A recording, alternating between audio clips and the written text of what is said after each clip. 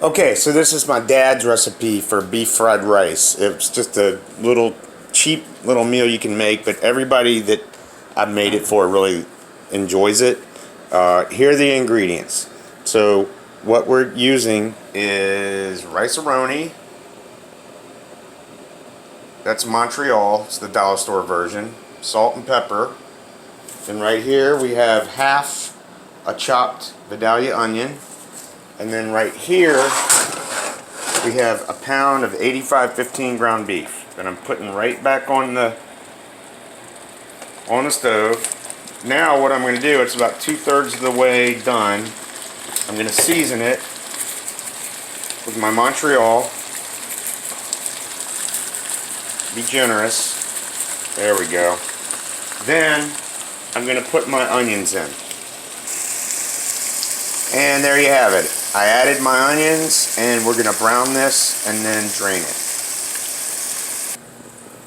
Okay, so now we have drained our ground beef. The onions in there, they're not overdone. We cooked it on medium to medium high.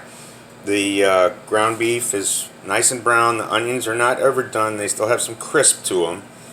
And then we cleaned out the pan, and we've added about a cup of butter. See? Butter right there.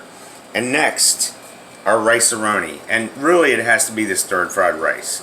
That's the best flavor to use for this. And it comes out really good. Now you can add broccoli or other things in here, but I'm just sticking with the onions for the time being. That's sitting there cooling and draining. And my butter is melting. Now I put my rice in there on top of the butter. I've got the heat on about medium-high because we want to put a browning on this rice. And then when we're done, we're going to add 2 cups of water and the seasoning packets.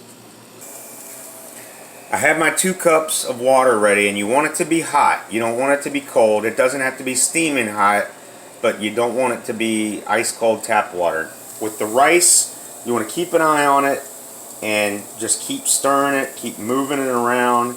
And when it gets a golden brown color, you're ready for the next step.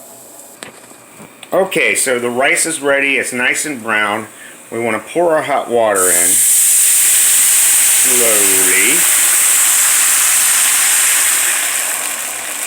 Now, the instructions say to cover this immediately. I like to keep it on about medium heat right now.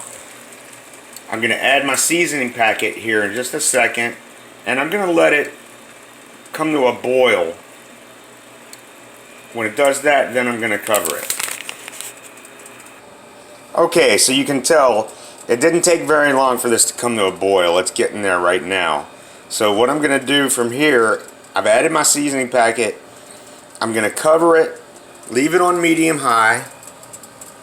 I'm going to cover it for about 5 minutes because you want that rice to absorb the water. So we really need the steam at this point. So we're going to cover it for about 5 minutes.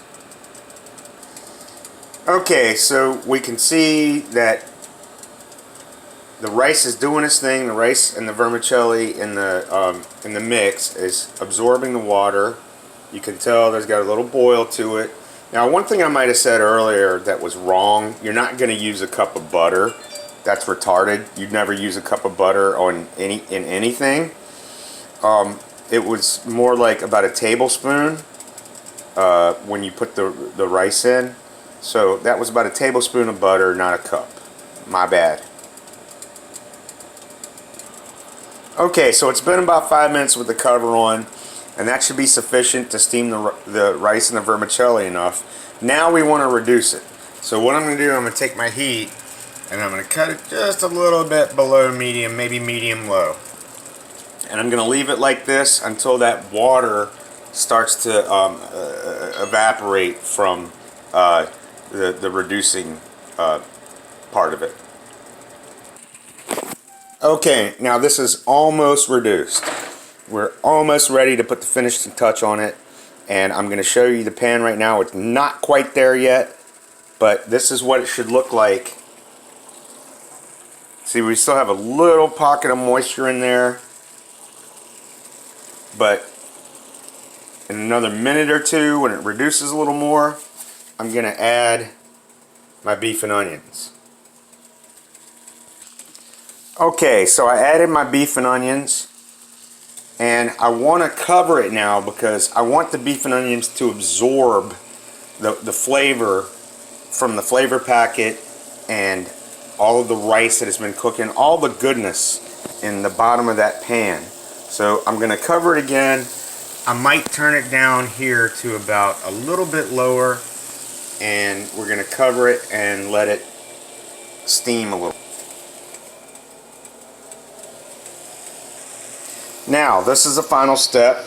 I let it simmer for about 3 to 4 minutes. And this is where I want to add my salt and pepper. I like the cracked version of both. I usually do about 1 part salt to 2 parts pepper. And we're going to stir this and season the taste. Now, it's important that you take the lid off, because you don't want a soggy mess. Now we're almost ready. We're going to give it one more last good stir, and it is ready to go into the bowl.